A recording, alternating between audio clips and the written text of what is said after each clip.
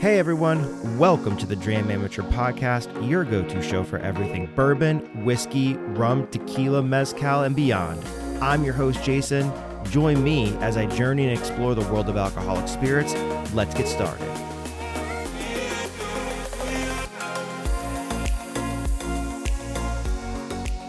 Welcome to episode 2 of the Dram Amateur Podcast. My name is Jason. Thank you guys all so much for joining today. In this episode, we're going to take some time. We're going to talk about tequila and mezcal. We're going to talk about some of the differences, some of the similarities, and I'm going to deep dive a little bit into it just to kind of give you guys a overall general feel for it so you guys kind of understand it a little bit more. In the future episodes, we'll dive a little deeper. I figure I don't want to record for a whole hour about it, so I figure we do little nuggets of it, and then it'll give me more content for more episodes. Look at this. I am organized today. I am pretty impressed. But hey guys, how you doing? I hope you guys are all doing great.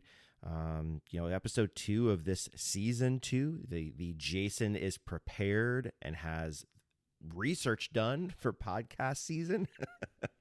If you guys listen to season 1, it's just me kind of being a little bit all over the place, which was fine, right? It worked. But I thought it was, I thought I needed something to do that was a little different, and I was looking forward to this. So let's kind of jump into it.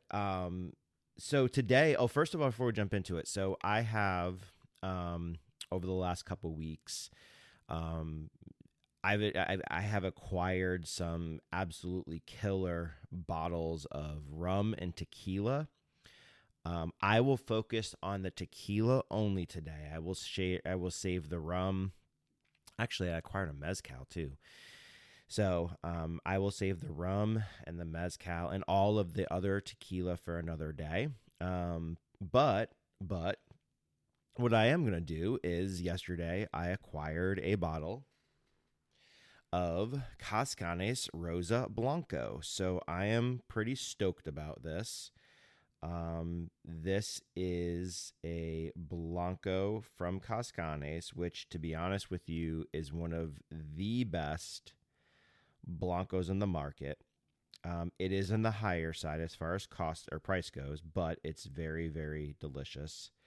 And this bottle, the Rosa Blanco, is a little hard to come by.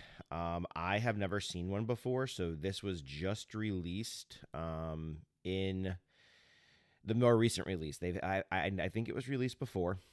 This was just released here recently, like this week. I think it was dropped on Friday. I think I saw a lot of the stores that were releasing it on Friday.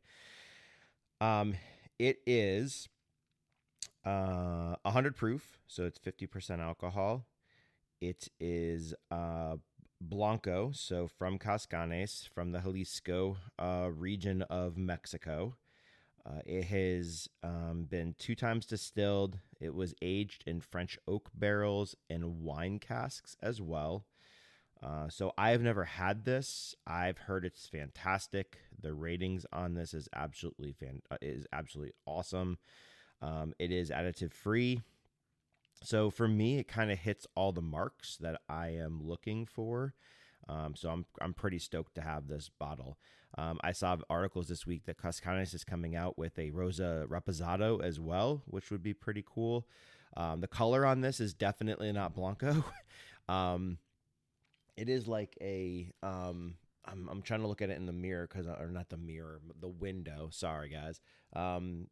It's got some hue to it. It's got some color to it. You definitely can tell the age from the barrel. The time in the barrel actually gave it some color. It's kind of like a light yellow color. It almost looks like the color of apple cider vinegar. A little bit. It's got that color. Cascanes bottles are awesome. All made out of recycled glass, from what I understand. The little rope at the top is really cool. Cascanes just does everything right. As I'm opening this, I'll share with you a little bit about Cascanes that I like. I'll just my 2 cents. Oh, what is it? Oh, it does have a perforated rip. I was about to say, if I've got to stop this podcast and go find a knife to open this thing, this is not going to be good. So Cascanes is one of my favorite brands. Um, there are many videos on their Instagram for how they go about making the tequila, and I won't go into a lot, but I do know from some of the videos that the water source that they use to make the tequila has to be trucked in from a spring um, in the town I believe that's made in, so in the Jalisco region. So they go to a spring, they have water tanker trucks, they fill the water tanker trucks with water, and they bring them back to the distillery to make the tequila. Um, I have not had a bad Cascanes yet, and I'll share with you this too. You'll hear a little bit more about this in a little bit, but my I definitely lean toward blancos and still strength blancos and reposados more. I feel, ooh, sorry, I just popped that. I don't know if you heard it in the mic, but I just popped it. I'm so excited to pour this. The smell that just came out of that bottle is unreal. I'm going to pour and talk at the same time. So they're fantastic. I am not a big añejo fan or extra añejo fan. I am, but not. And the reason why I'm not is because I find that the more time the tequila spends in the barrel, you get more of the barrel influence, which is what you would expect. But what happens is I feel from my palate, you lose some of the agave flavor. You lose some of the notes that you would get with the agave. Just like the Blanco or the Repo, because it didn't spend that much time in a barrel. I will tell you that there is the añejo from Cascanes is one of the best añejos I have ever had. The reason for that is you get a little bit of everything. You get a little bit of the barrel influence. You get a little bit of the agave flavors and everything that goes with it. And it really is a very it's a fantastic pour. I think I'm out of my añejo. I think I literally only have a Cascanes still strength left right now, which I think is about a half a bottle. No, I made a trade and I have two Cascanes still strengths. I made a trade for one because my buddy didn't want his and wanted about another bottle that I had more. Cascanes is a brand that I really appreciate. Really, I think they're doing great things. Hold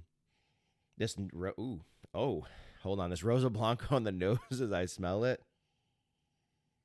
I'm going to let it open up a little bit as I'm going. I'm not going to drink it. I literally just cracked it and poured it. So I can definitely get a little bit of the wine influence. And I definitely get the tequila, like the agave. So I'm going to let it open up as we go. But anyway, so that's what we're doing today. That's what we're drinking. So to jump into this episode and go a little bit more in depth, I want to tell you guys and share with you guys a little bit of interesting information that I just kind of found to set the stage for what we're talking about today. So I found an article online about NABCA stats. So NABCA is the National Alcohol Beverage Control Association. They put out some statistics for June, which I thought was pretty interesting that I wanted to share with you guys, right? Because, and you'll understand a little bit here in a minute why. So NABCA, U.S. NABCA covered, I'm going to read the article here as it's written. So NABCA, U.S. NABCA data covers about 18 states, and it represents about 23% of the spirit sales in the U.S. So figure 1/4 of the spirit sales in the U.S., the data covers that. So for me, it's a pretty decent sample size, right? So they said the latest data for June shows that total spirits industry volumes declined 6.3% in June.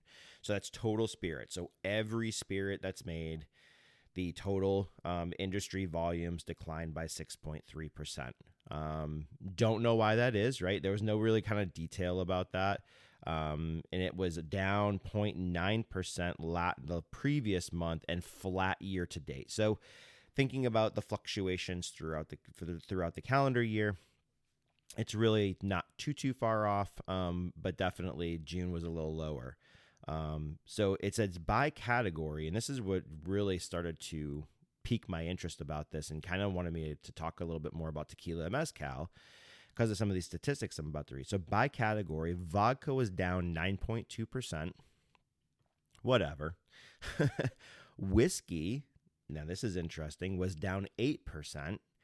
So I've talked about in the past, and any of you that listen to me that understand the whiskey market and the bourbon market, it's changing. It's definitely oversaturated.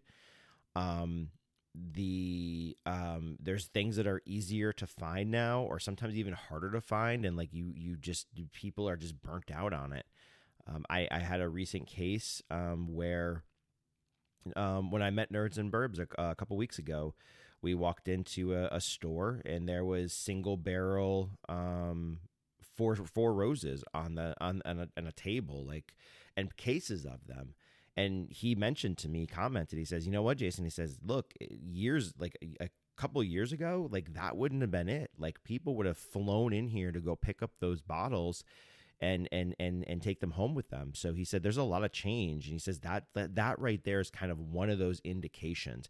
And it's not like they just had 4 or 5 or 6 or 20 bottles left. They had cases of it, and it had been released since, I think it was bottled in April. So even if it was released 30 days ago, right, to have it still sitting there back in the day, that would be all sold out in probably a week to 2 weeks, maybe 30 days it'd be sold out. So that was pretty interesting. Rum down 12.7%.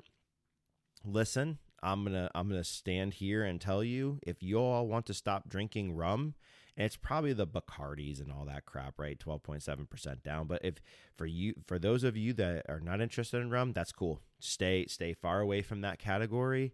The rum I have had lately in my new acquisitions and from pours from friends is absolutely astounding. So if everybody that I know in the bourbon world wants to stay away from rum or wants to move over to tequila or whatever that is for you, that's cool. Go for it, man. That's more for me. I'll share as much as I can with everybody, as I always do, but that's good for me. Not good for the market and not good for the industry, but good for me. So all of those underperformed, while tequila was up 1.7% in June. So it could be a couple things, right? It could be seasonal. For me, listen, rum and tequila are my summer go-tos. I'll occasionally have a bourbon, right? Where I live in Georgia, it's too freaking hot to deal with that. So I'm always going to tequila. Tequila is more versatile, I think, for me in a mixed drink, especially a summer mixed drink. Margaritas, palomas, ranch waters, right? All of those different types. I think it's more versatile. And that could be it, right? That could be the reason why some of these things, some of these changes like that. But I thought I'd share that as kind of a starting point for today, because I wanted to share with you guys some of the differences. I want to talk to you guys more about tequila and mezcal, and share some of the information about both of those, because I think it's good to understand more about different spirits. And my now goal as part of this podcast is to share some of that knowledge. So let's start with what tequila is and what mezcal is. So funny thing is, tequila is a type of mezcal. You guys may not know that. You may not realize that. But it is a type of mezcal. And when you think of tequila, you always think of Mexico, right? You're not thinking of anywhere else than Mexico. So every single time that pops into your head, you always think of that. So tequila, the specific thing about tequila is it's made from the Blue Weber agave plant, and it can only be produced in specific regions in Mexico. So you can't create tequila in St. Louis, Missouri. You can't and call it tequila. You can call it tequila, but it's not tequila. So tequila is only made in the Jalisco region of Mexico. It can only be produced in that specific region, with that to be officially named tequila. It's known for its smooth taste and popular base for cocktails, like I said about margaritas and palomas, right? There's different types of tequilas, which I think are interesting. So let me go through some of the different types of tequilas to share with you. So you have your Blanco or your silver, sorry. So your Blanco is an unaged tequila that's clear in color. I will share with you that I am starting to see some Blancos that have minimum aging to them. Now I'll share. You'll know what I mean by minimum aging. Most of the Blancos that I've seen that have aging rest in barrels for a couple weeks to a month. But what happens is when it hits the 2-month mark, that Blanco is no longer a Blanco. So if it rests in a barrel in an oak barrel for longer than 2 months, it has to be considered a reposado at that point. So I find that with I find the biggest difference between the Blanco and the reposado is you start getting some of that barrel influence in the tequila. I personally lean, like I said, between Blancos, high proof or still strength Blancos. So most Blancos are going to be between 80 and 90% alcohol by volume. So the ABV, so 40 to 50%. Am I saying that right? I'm probably sounding like a tater right now. Yeah, 50%. Yeah, 40 to 50% alcohol by volume, which would be between 80 and 90 proof. Or no, I said 40 to 50. No, 40 to 45. I'm sorry, I don't math on the weekends, y'all. You have to deal with it. So 40 to 45% alcohol by volume. So figure 80 to 90%. I see them more closer to the 80% alcohol by volume range. Because when you start getting a little higher, you start getting into your next category of Blancos, which is your high proof. High proof Blancos I find them normally that 90 to 100 range. And then you have your still strength Blancos, which are even higher. So you're talking like 104s, 105s, and 110s, that level of still strength Blanco. I will share with you, so I love all Blanco. High proof and still strength Blanco are my favorite. The reason being is you're getting it's very much like bourbon, right? You're getting an unadulterated product with more of the alcohol in it. You're getting less water in it. So that equates out to more flavors, right? So you're getting a deeper flavor, you're getting a longer finish, you're getting more complexity sometimes. Like, for example, the Cascane still strength is absolutely fantastic, and it's extremely complex. Where the Tapatio 110, so the Cascane still strength is about $105, but the Tapatio 110 is about $60 to $65, and it's fantastic. It just recently won in a blind that I did the other day, alongside Siembra Valley's high proof, Volan still strength, and Siembra. Suerte high proof. So very much a high proof fan, high proof or still strength. I think it has a lot of different flavors to it. And for the price points, not always more money means better product. So that's why I like the tequila world, try different things. So we mentioned reposados. So añejos are aged in a minimum of 1 year in oak barrels with a complex flavor finish. So what ends up happening, very much like bourbon or whiskey, is the longer it stays in the barrel, you're getting the influence from the barrel more on the spirit. So, and to share with you, so like I just bought a bottle of Ensueño Blanco, and it's a Blanco, but that was rested in Weller barrels, from what I understand. And I think it was rested for, I don't remember how long. I think I read 3 weeks. I'll have to look at the brand a little bit more. And I haven't tried it yet. I heard it's really fantastic. But it was rested only for 3 weeks. So that's where I said, so reposado is a minimum of 2 months. So anything under that 2 months would still be considered a Blanco. Once you hit that 1 year mark, you're going to be an añejo. And then you're going to stay in añejo up to 3 years.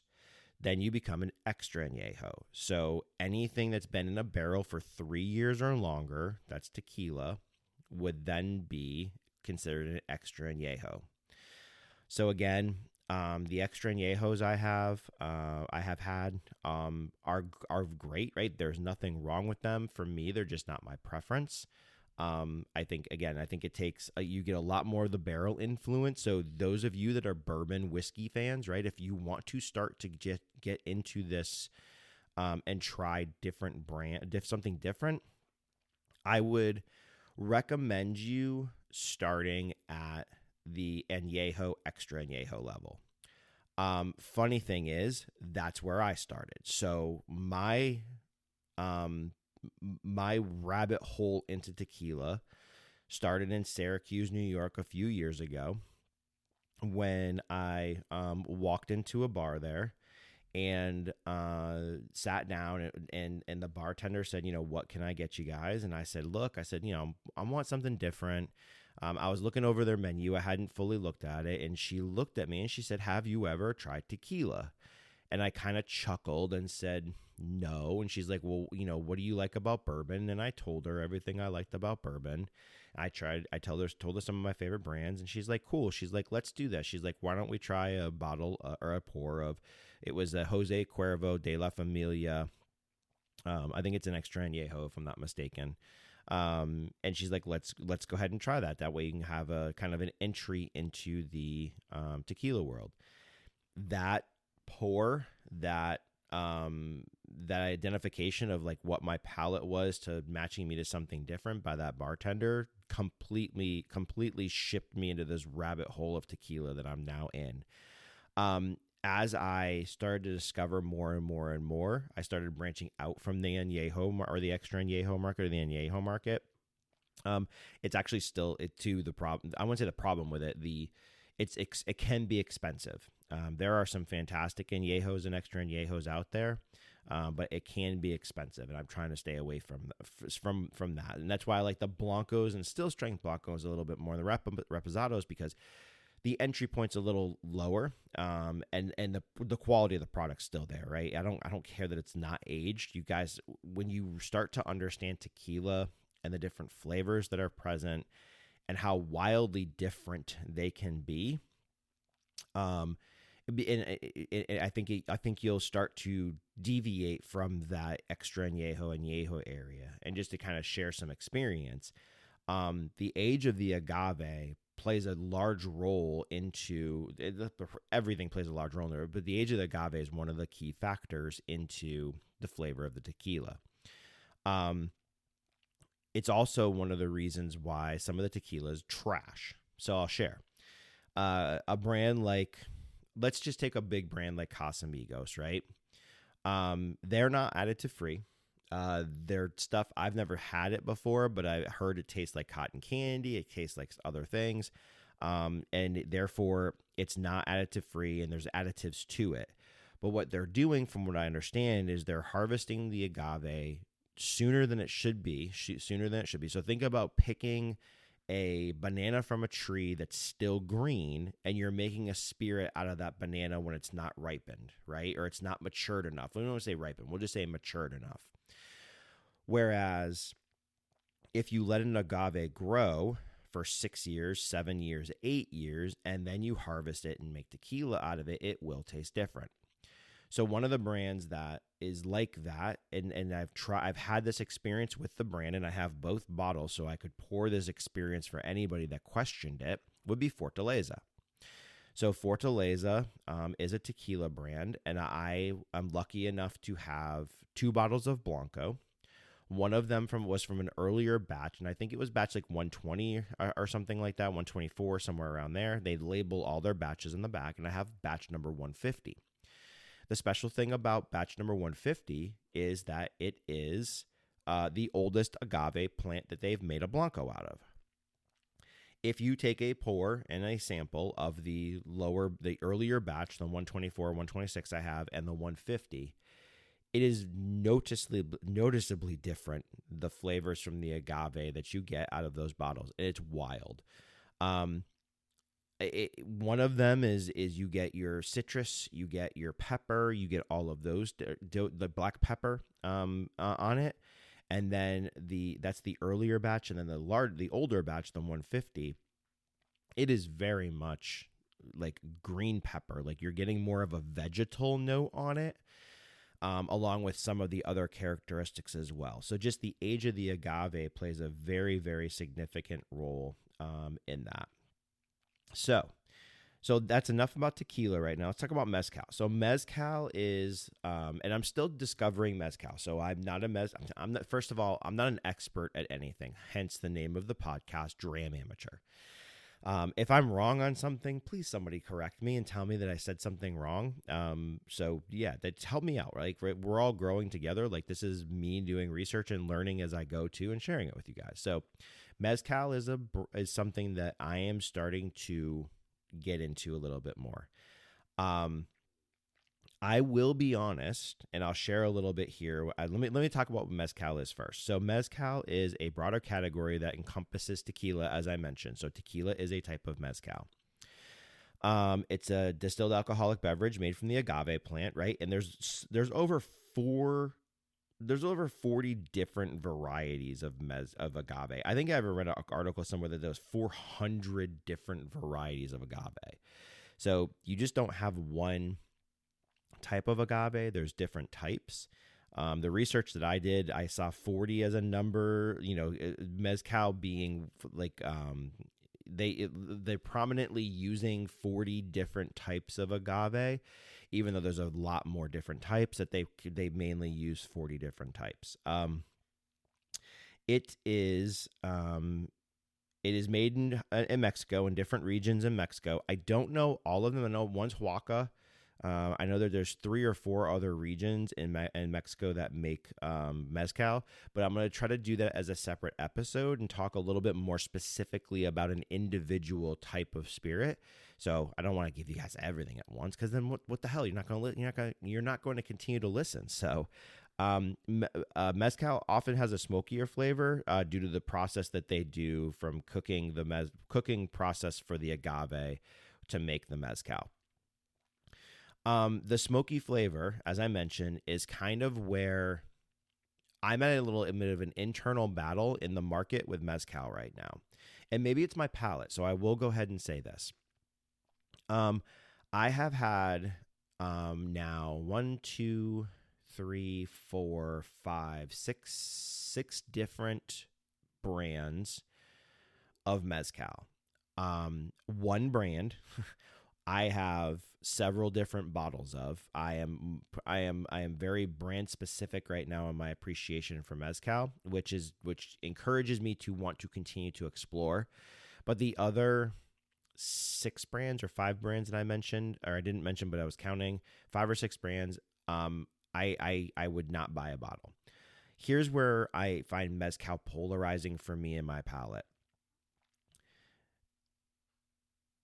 From what I've experienced, you're either, when you sip mezcal, you're either all smoke and savoriness and you don't get any complexity, so it's just all the smokiness on it, or you get a more diverse, complex, interesting pour. I lean toward more the latter of the two, right? If I don't want to drink smoke, I don't want to just be smoky and savory. I really want more depth and complexity in it. And I think it's very important that, for me, for what I'm looking for, that's what I get. The brand I am very hyper focused on right now is Cinco Sentidos. I have now 5 or 6 bottles from them. I have different types. So I have a couple bottles that are specific to one agave type. I have one bottle that has 7 different types of agave in it. I have 2 bottles that were the pechugas, which are made with proteins and vegetables and fruits. Fruits and nuts and berries and stuff like that.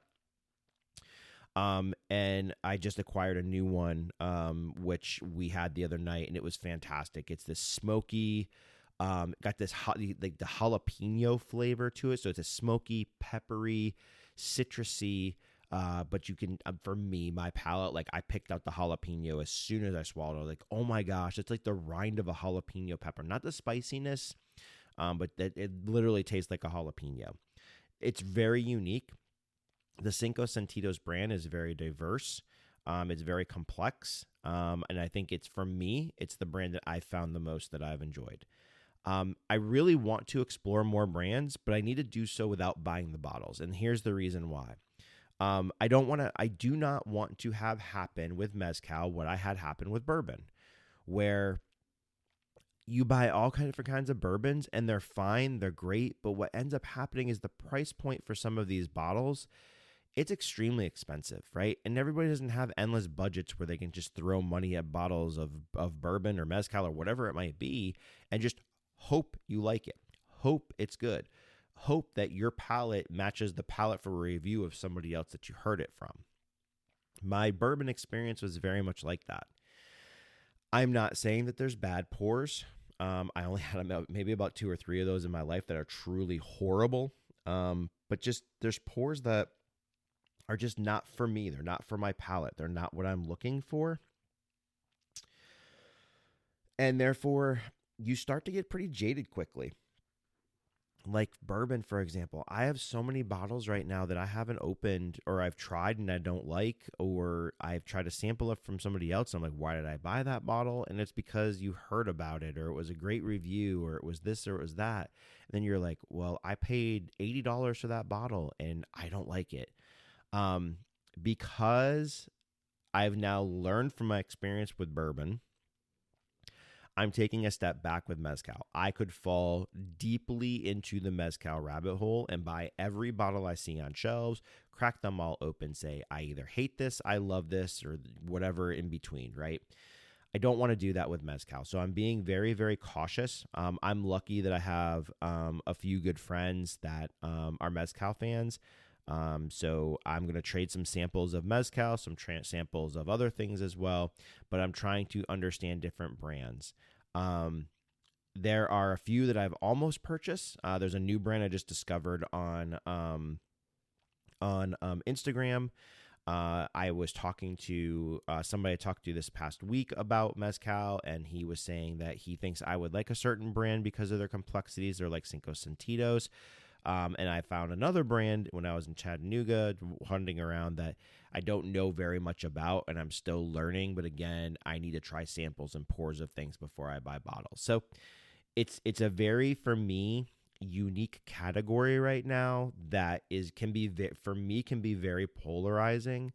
I'm very lucky that every bottle I've bought of Cinco Sentidos has been an absolute hitter and an absolute game changer for me. And I absolutely love them. But I am very cautious to jump into this category deeper without trying more things. So for those of you that are going to share samples with me, thank you. For you, those of you that are going to introduce me to new brands by pouring some for me at a bar, thank you. Like this is what I truly need to get more into it.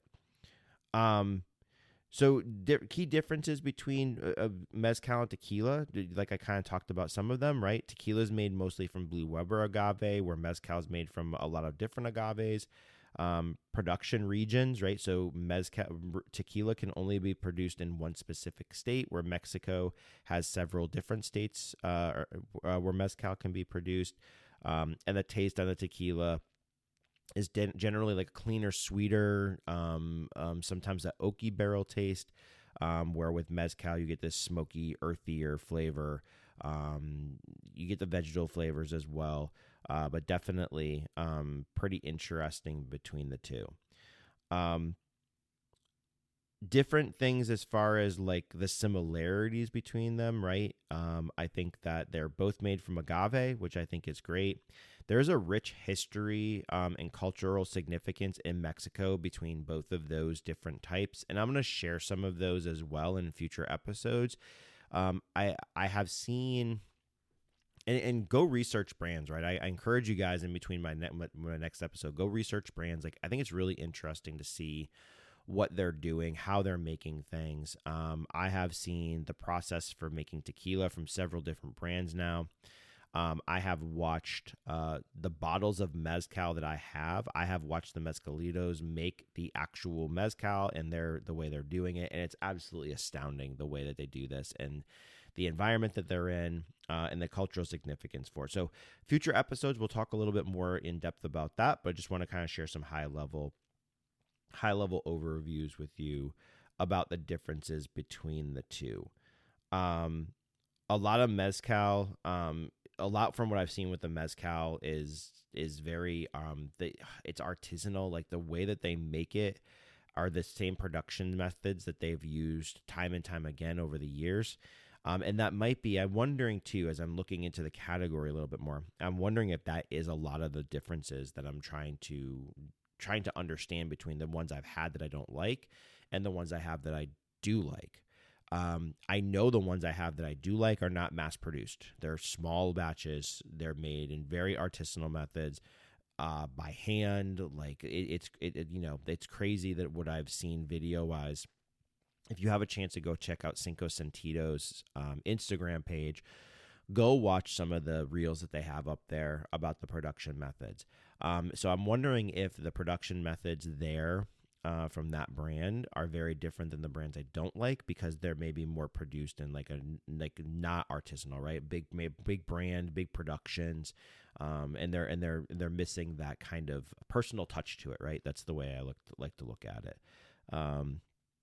So yeah, so definitely, want to share a little bit about that. I say, think about how you guys, if you want to jump into the category, I think it'd be really interesting. I'll tell you guys more about mezcal and tequila in the future. So production process is one of the things that I want to cover in a future episode.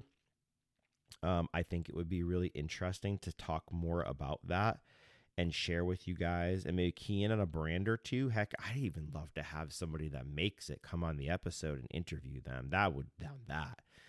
That's a life goal right there.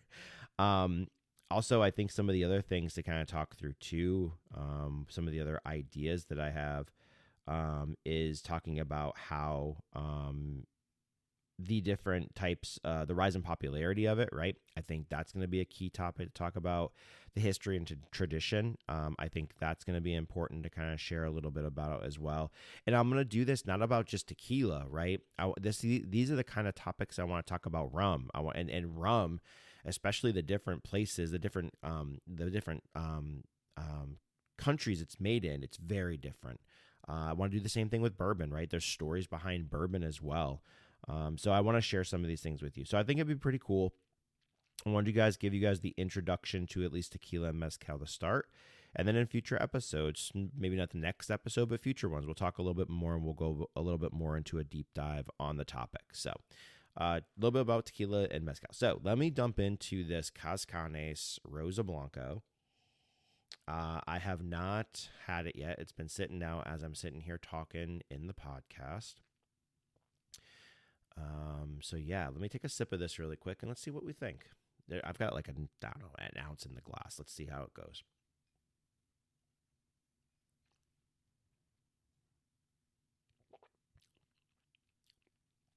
Yep. Yep. Ma'am. That is, yeah, hold on. I'm still processing. So it was funny. I asked my friends if they wanted any, and the answer was no. And when they have this, I wish I could pour. I'm gonna pour it blind for them next time I see them. Because the problem is, they're gonna they're gonna know it's a wine finish, and they're gonna be like, "Oh, I can taste the wine in it." I can't taste the wine in it. At least I don't think I can. My palate's not good. I drank too much tequila, and I'd had too many ranch waters and margaritas yesterday. Let me try another pour here really quick. Another sip. I'm sorry, not another pour. God, another pour, I would be drunk on the podcast right now. Let me try another sip.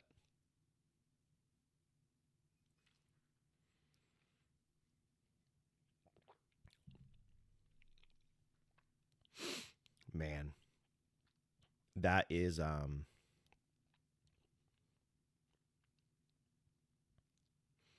that's unique. It's very good.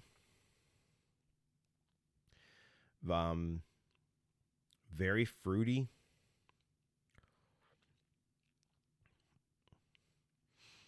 The definitely a little pepper. The agave is there.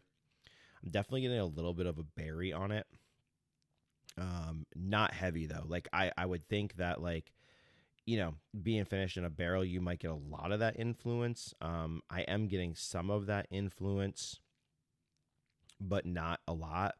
The mouth feels very like thick, right? It coats your mouth a lot. Yeah, a lot of fruity flavors in that. Sorry, I'm sitting here processing it in my head. Yeah, it's really good. Really, really good.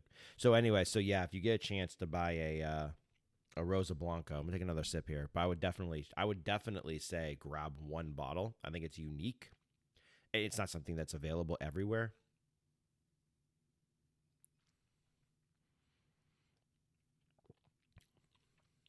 Yeah, that's a killer pour. It feels a lot like a reposado to me. Um, Obviously because of the barrel, it has a lot of that reposado finish to it, so or that reposado feel to it. You definitely get the barrel influence on it. You definitely have the agave. You do have some of the barrel influence, the wood, the oak, the wine is in there, but I'm not tasting the wine directly in any way, shape, and form. And maybe it's just my palate. Maybe someone with a more refined palate will taste some of that stuff. But for me, it's really not too bad. It's pretty good. So killer bottle. So if you're out, right? If you're out and you ever find a bottle of it and you're a tequila head like I am, or tequila tater, maybe I should use tequila tater more often now. But if you enjoy tequila, I would say go ahead and try it.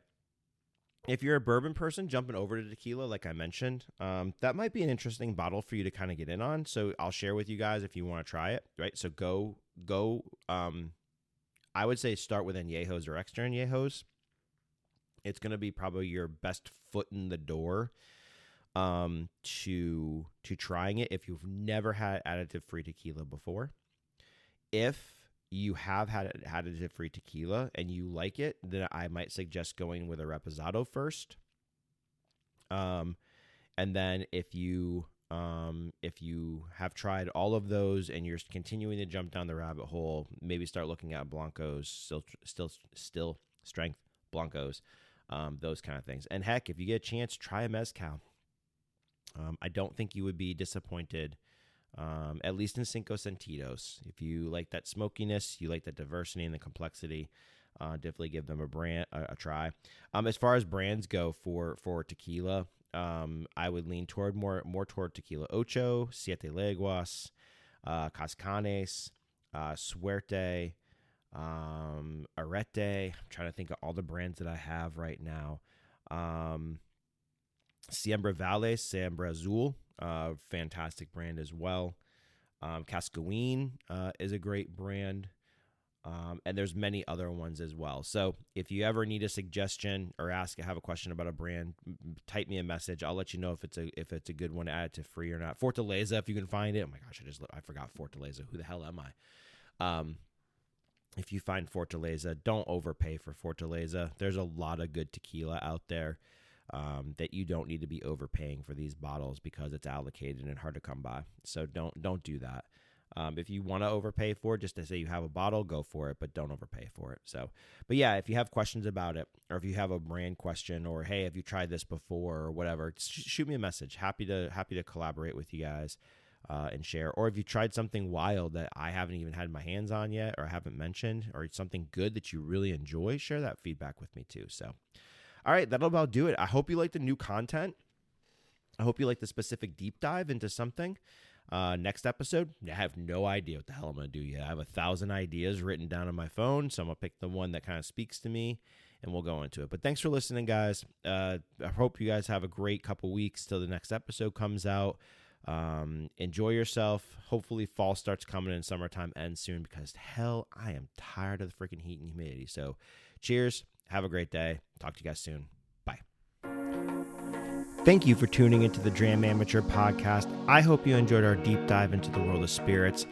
Don't forget to subscribe and leave a review. I certainly appreciate all the feedback and support.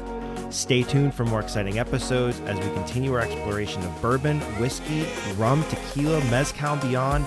Cheers, and until next time, keep savoring every sip.